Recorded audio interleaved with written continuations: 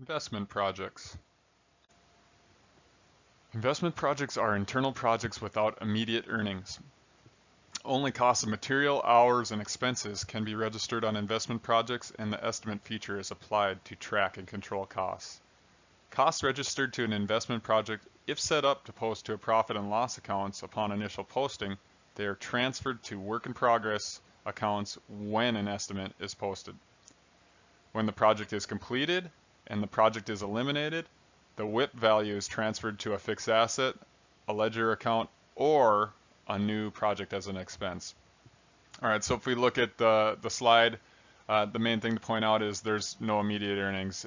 It's a cost container, but investment project is one of the, from my experience, it's the most used internal type project. And the primary reason clients are using this is that you can track your costs, and then you can create a fixed asset or acquire a fixed asset based on those costs.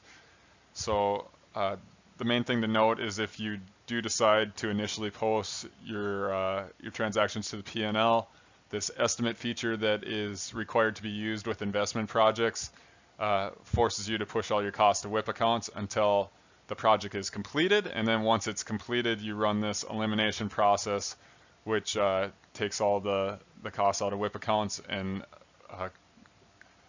then it basically acquires a fixed asset based upon those costs. And there's two other types.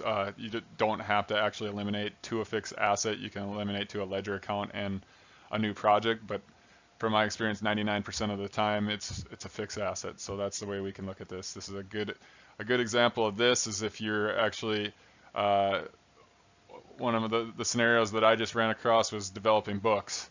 So they were potentially going to use an investment project to go through the development of a book, and then once they create that intellectual property, it becomes an asset, and then that asset starts to depreciate.